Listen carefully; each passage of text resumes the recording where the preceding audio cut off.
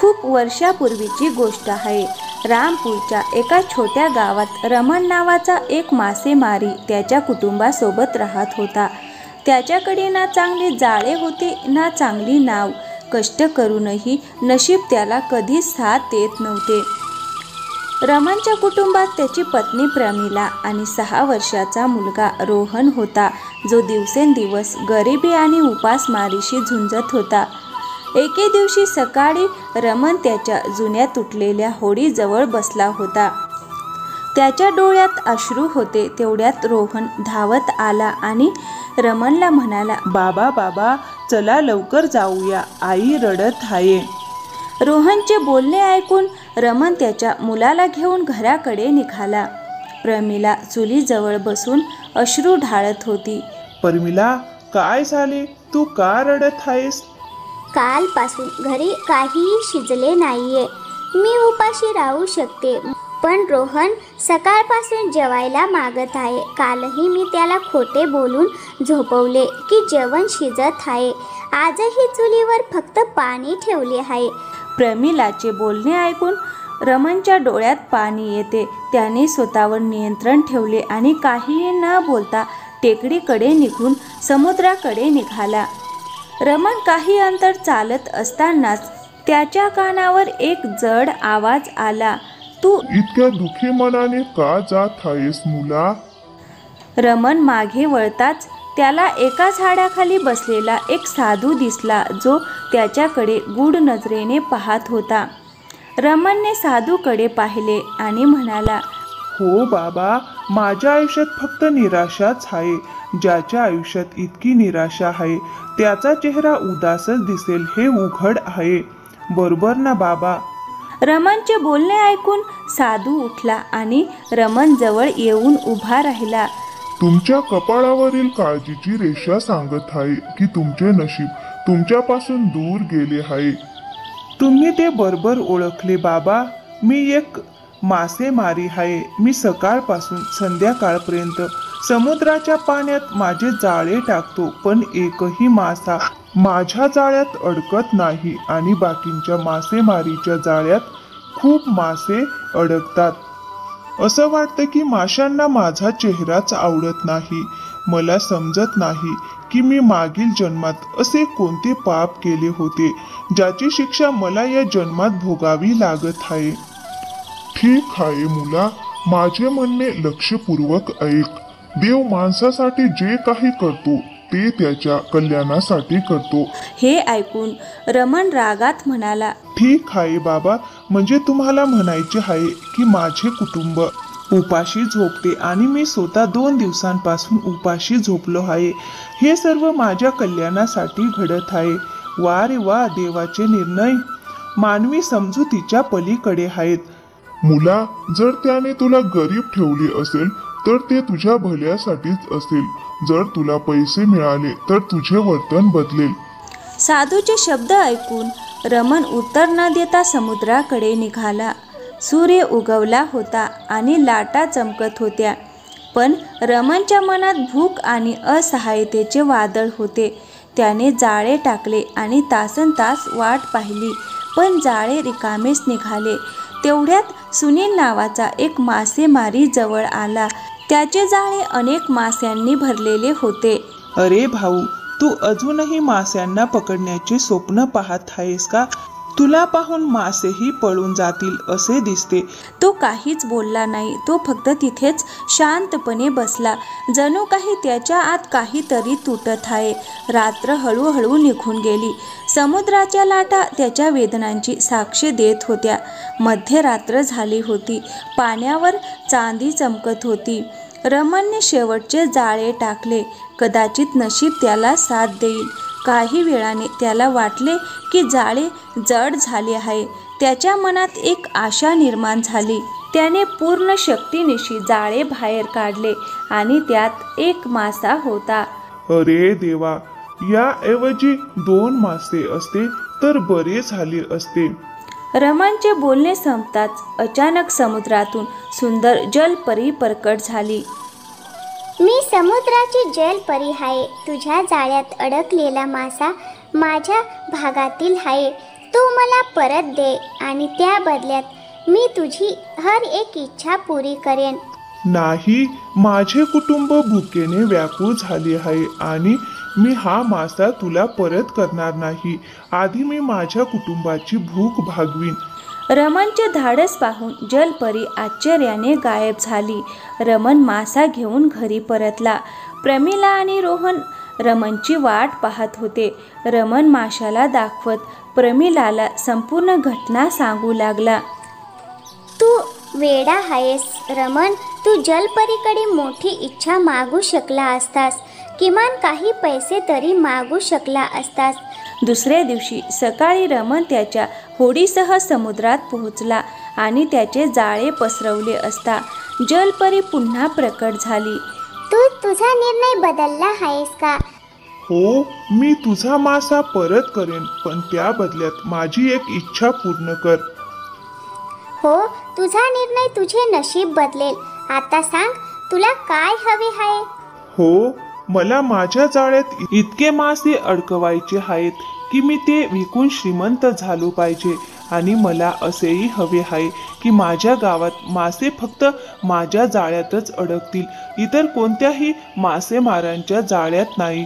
हो, तुझी इच्छा मी नक्कीच पूर्ण करेल. पण लक्षात ठेव, तू मला एक वचन द्यायचे आहेस. इतर मासेमाऱ्यांना मदत करायची आहे आणि कधीही तुझ्या श्रीमंतीचा अभिमान बाळगू नकोस. ठीक आहे, मी वचन देतो की मी हे करेन. ठीक आहे, आजपासून मासे फक्त तुझ्या जाळ्यातच अडकतील. असे म्हणत जलपरी तिथून गायब होते. रमणने त्याचे जाळे समुद्रात टाकले. त्याने जाळे बाहेर काढताच ते माशांनी भरले होते. त्याने यापूर्वी कधीही इतके मासे पाहिले नव्हते. हा एक चमत्कार होता, एक चमत्कार. त्या दिवसानंतर जेव्हा जेव्हा रमण जाळे टाकायचा तेव्हा मासे आपोआप त्यात ओढली जायची.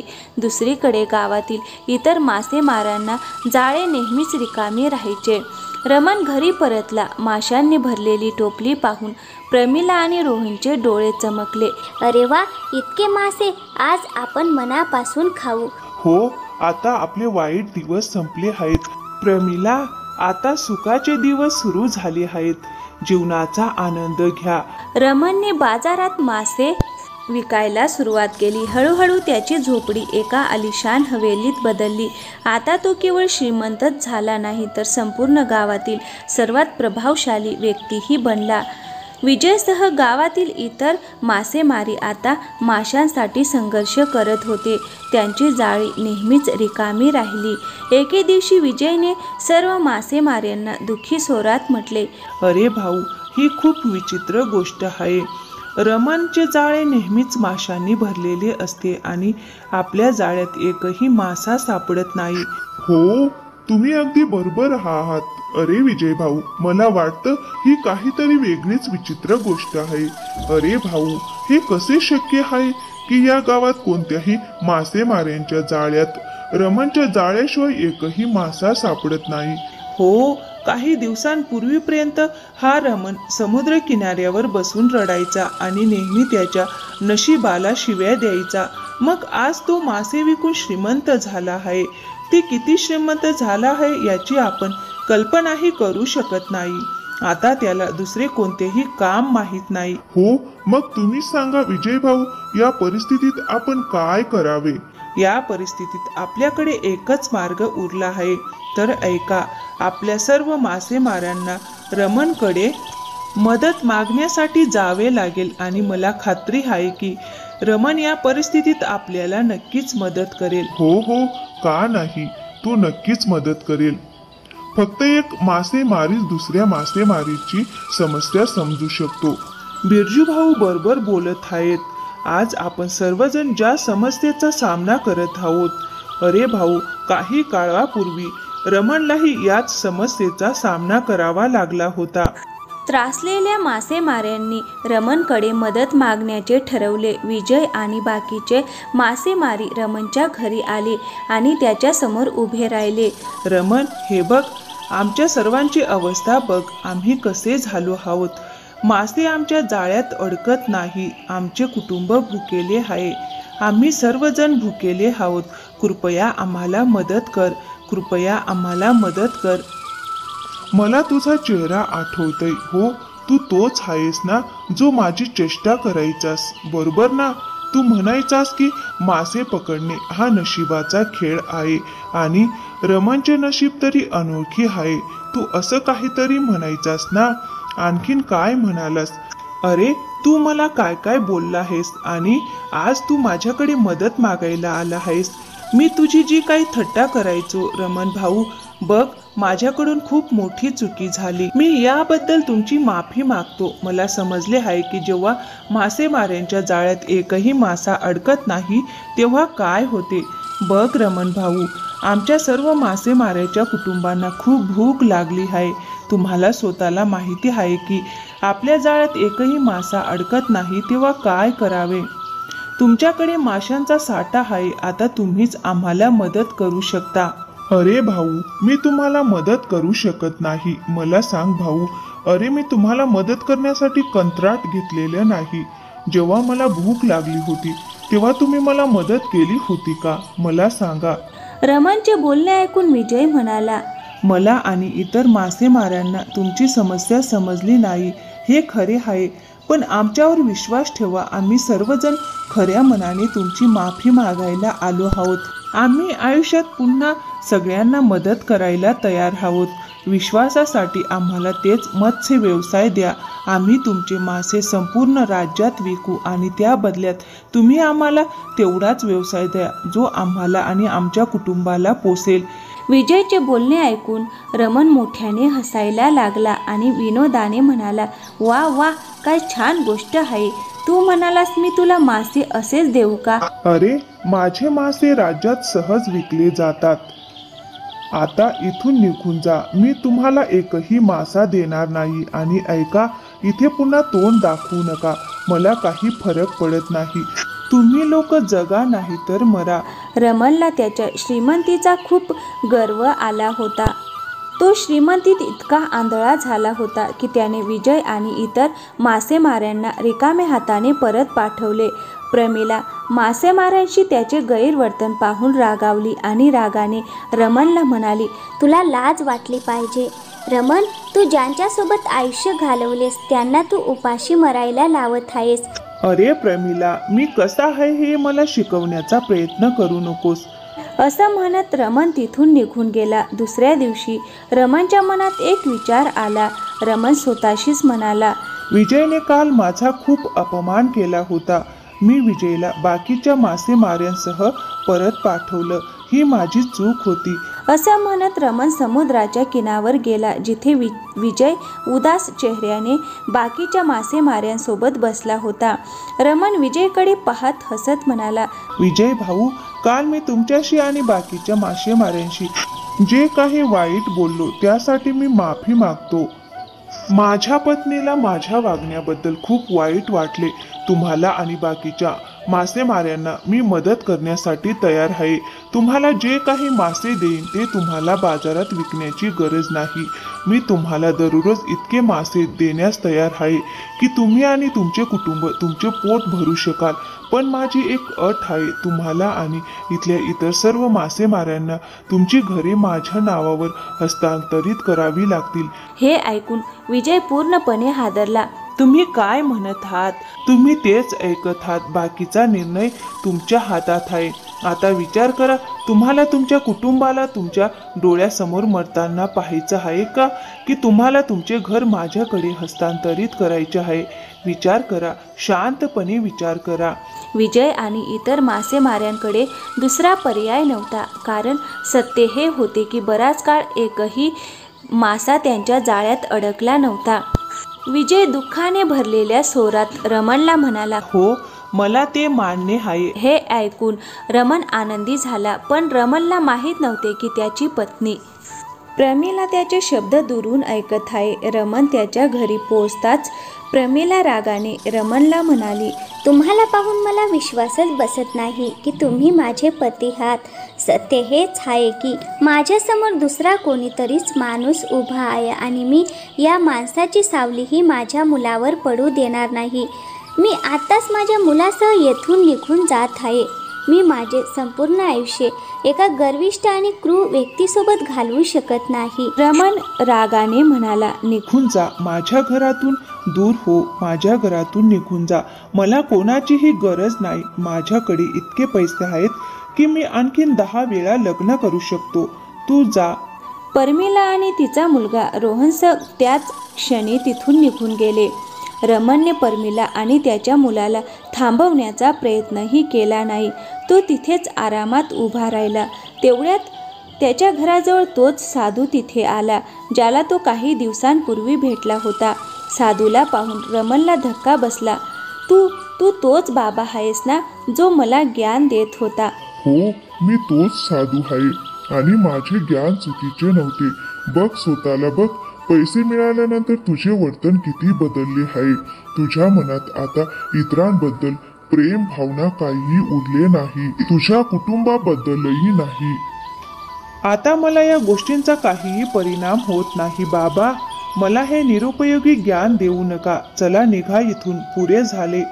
साधू जलपरीमध्ये दिसला तेव्हा रमणने हे नुकतेच सांगितले होते. रमणला त्याला पाहून आश्चर्यचकित झाला. पुढच्या क्षणी तीच जलपरी पुन्हा साधूमध्ये रूपांतरित झाली. दूरच्या समुद्रात तू जी जलपरी पाहिलीस ती प्रत्यक्षात मीच होते, एक चमत्कारिक साधू. मी एक सामान्य साधू नाही, तर दैवी शक्ती असलेला साधू आहे. जलपरी म्हणून मी तुझी इच्छा पूर्ण केली, जी मी करायला नको होती. तू मला एक उदात्त इच्छा व्यक्त केली होतीस की मासे तुझ्या जाळ्यात अडकावी. ते बरोबर होते, पण तुझी दुसरी इच्छा, तुझ्या जाळ्यात मासा अडकला तो मासा होता, त्याला दाखवायचे होते की माणूस संपत्ती मिळवल्यानंतर किती बदलतो. आज तुझ्याकडे रामपूरच्या राजा भानुप्रतापापेक्षा जास्त संपत्ती आहे, पण तुझा लोभ अजून संपलेला नाही. आता तू इतरांची म्हणजेच इतर मासेमाऱ्यांची घरे हिसकावून घेण्यास सुरुवात केली आहे. जलपरी म्हणून मी तुझ्याकडून वचन घेतले होते की तुला इतरांना मदत करावी लागेल, भुकेल्यांना अन्न द्यावे लागेल. तुमच्या समाजातील मासेमार त्यांच्या कुटुंबासह अनेक दिवसांपासून उपाशी आहेत, पण तुझे हृदय एकदाही त्यांचे दुःख अनुभवू शकले नाही.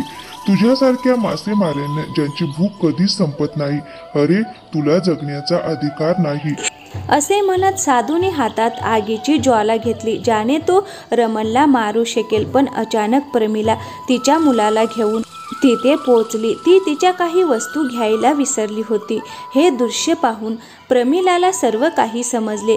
ती लगेच साधूकडे आली आणि रडत म्हणाली, साधू महाराज, माझ्या पतीला माफ करा. मी त्यांच्या वतीने तुमची माफी मागते. प्रमिलाच्या शब्दांनी साधूचा राग वितळला. काही वेळाने साधूचा राग शांत झाला. मग रमण साधूला म्हणाला, मला माफ करा. आता मला तुमचा मुद्दा समजला आहे. काही दिवसांपूर्वी तुम्ही मला जे समजावून सांगितले होते ते अगदी बरोबर होते. मी तुम्हाला जे वचन दिले होते ते आता मी पूर्ण प्रामाणिकपणे पूर्ण करेन.